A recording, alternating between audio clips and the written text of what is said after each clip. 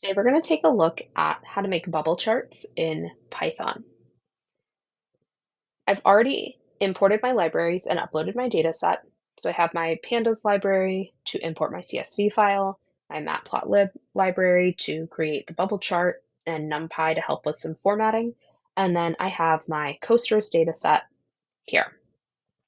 Remember that for a bubble chart, you can have a lot of different variables. You need two quantitative variables for your x variable and your y variable. You can have a quantitative variable for your bubble size, and you can have a quantitative variable for your colors. So we are going to create a bubble chart using 4 quantitative variables.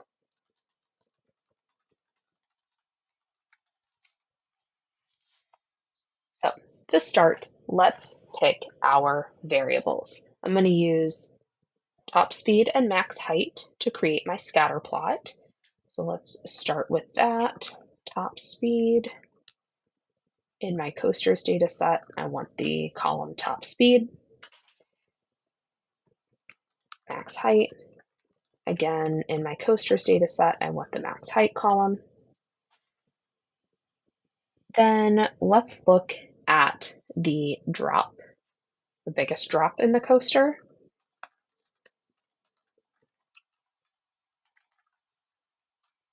And let's look at the year opened.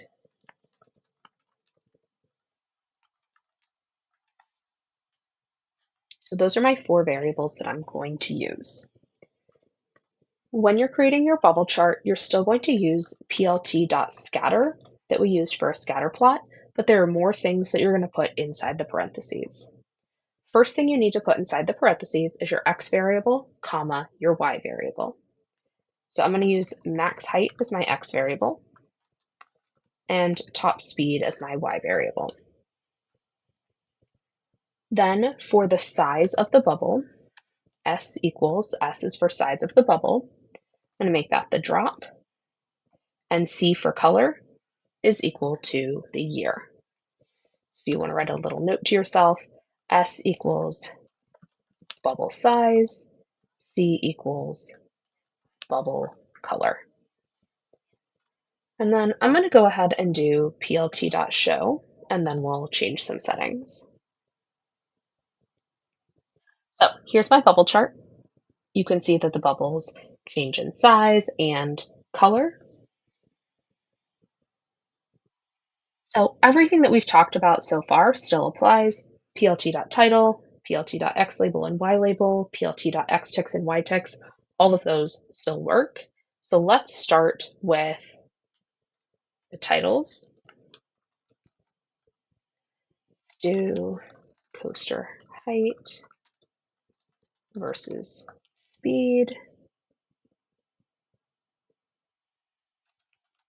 And the size is equal to the drop. plt.xlabel, max height in feet, ylabel is top speed in miles per hour.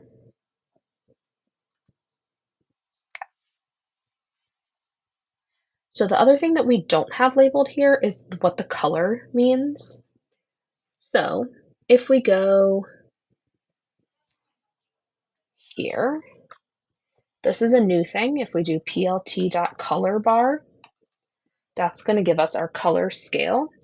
And I'm also going to add here that the label is year opened.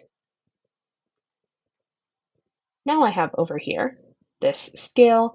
It tells me that the darkest colors are the oldest coasters, the yellowest colors are the newest coasters, and that that's measuring the year open. A couple other settings that we might want to change. We can add edge color. We're going to do that the same way we did for scatter plots inside plt.scatter. Do edge color. I'm going to make it black. The other thing we can do is adjust the opacity of the circles, so make them a little bit see-through. And we're going to do that with alpha equals, and then alpha is going to be a number between 0 and 1. I'm going to go with 0.8. If alpha is 0, they are completely see-through. If alpha is 1, they are not see-through at all. So you can adjust that to be what you want. I'm going to add this in here. Alpha adjusts opacity. 0 is transparent, and 1 is opaque.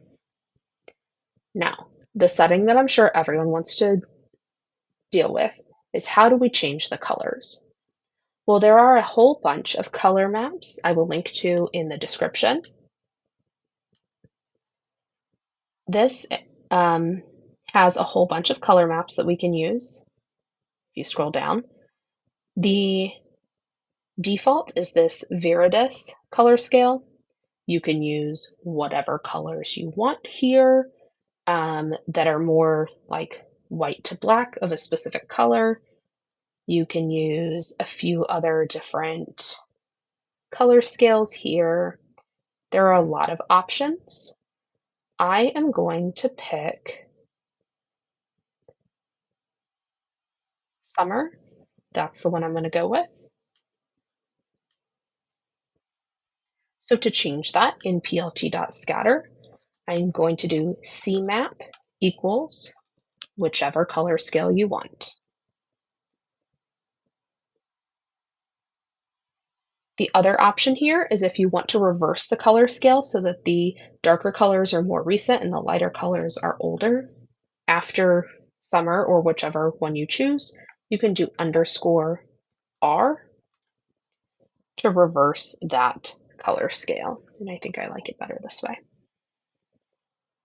Again, this is not an exhaustive list of all of the settings you can change for a bubble chart, but it does have a lot of the main ones.